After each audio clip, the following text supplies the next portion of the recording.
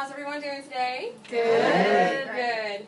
I would like to talk to you about a very important issue today about male circumcision. And I know most of you already have your opinion, but we'll see if that changes by the end of the speech.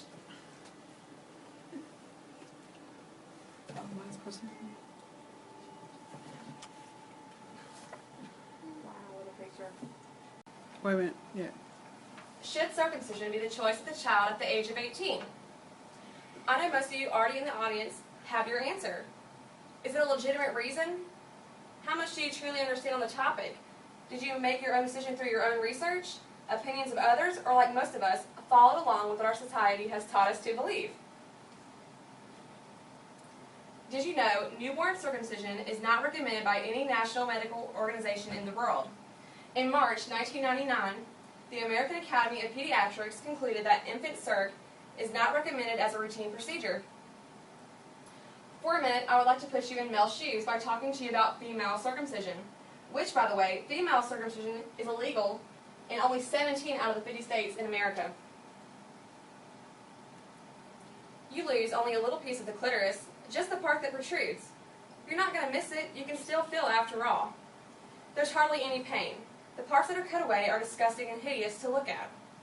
This is exactly how we sound when it comes to male circumcision. Some people say it is ugly for men to be intact, but since when are vaginas pretty? It is outrageous to think that we would be circumcising our males for an aesthetic reason. Female circ started to prevent females from the pleasure of sex, so she will have no desire to have sex and be a virgin till marriage and stay faithful to her husband. Male circumcision started at the turn of the 20th century, when doctors began to promote circumcision as a way to prevent masturbation and excess pleasure, as well as to reduce lustful thoughts and make sex less pleasurable. I would like to show you a video now of a female circumcision. It's the other one. Sorry.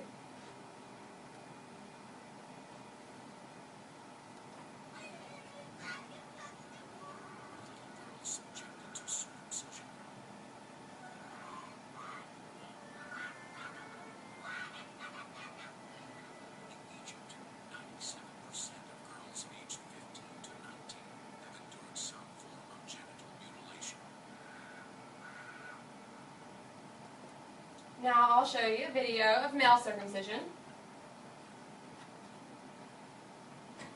And the Supreme Being separated the sexes.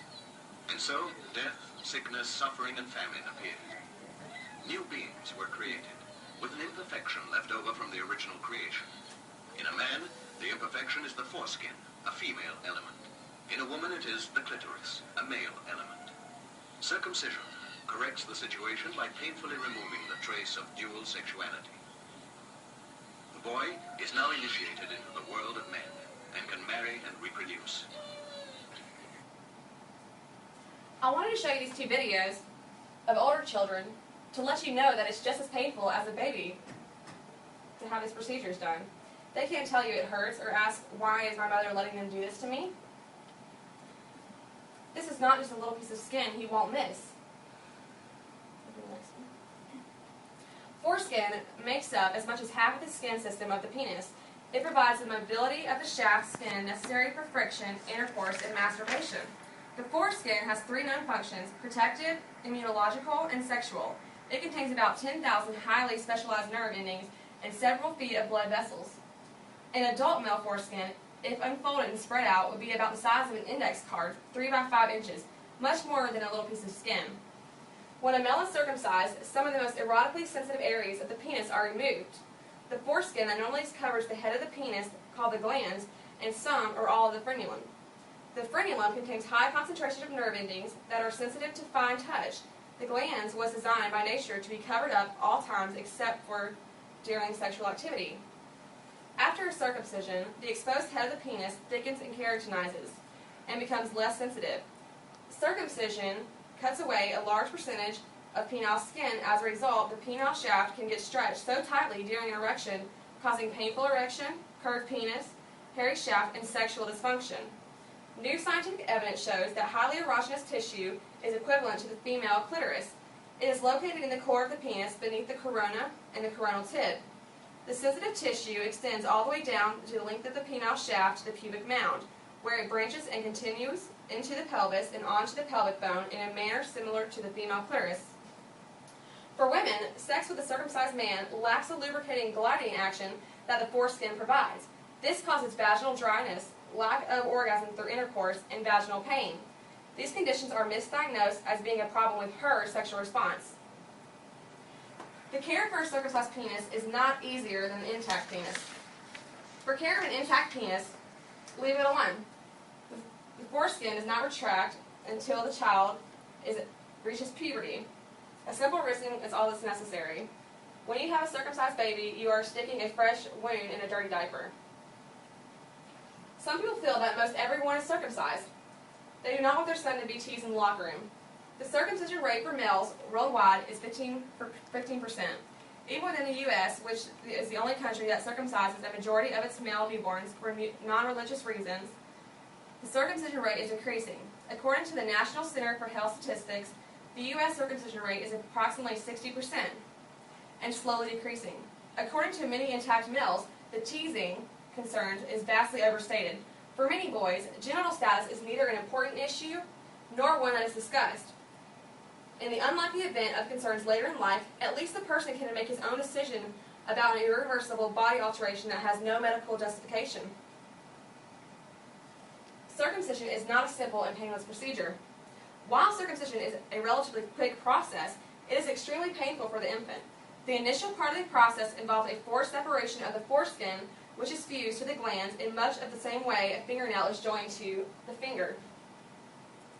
Circumcision does not make the penis cleaner. Circumcision removes the protective portion of the mobile shaft's skin, which is intended to cover the glands of the penis. The glands is the internal portion of the genitalia. Circumcision is artificially exposed and denudes the highly sensitive tissue, resulting in a buildup of keratin and a dry, desensitized part of the penis. Circumcision does not prevent against AIDS and other sexually transmitted diseases. Some studies show that circumcision has a slight preventive effect for AIDS and STDs. However, other studies show an insignificant or opposite effect, especially for chlamydia. The bottom line, sexual practices have much greater effect on change of becoming infected than circumcision status. If someone acts on the misconception that circumcision alone will protect them, they are taking an unwashed chance. In conclusion, I hope I have left you with a better understanding of the things that we call circumcision truly is. We are damaging our sons before they even get a chance to decide for themselves. I know personally I would not want to get pinned down and receive a female cert. It is his body and it should be his choice. If we act now and educate our families and friends, we can prevent the cycle our society has taught us and leave our males as nature intended. Circumcision is a fraud and a hoax. Foreskin is not a birth defect, it's a birthright.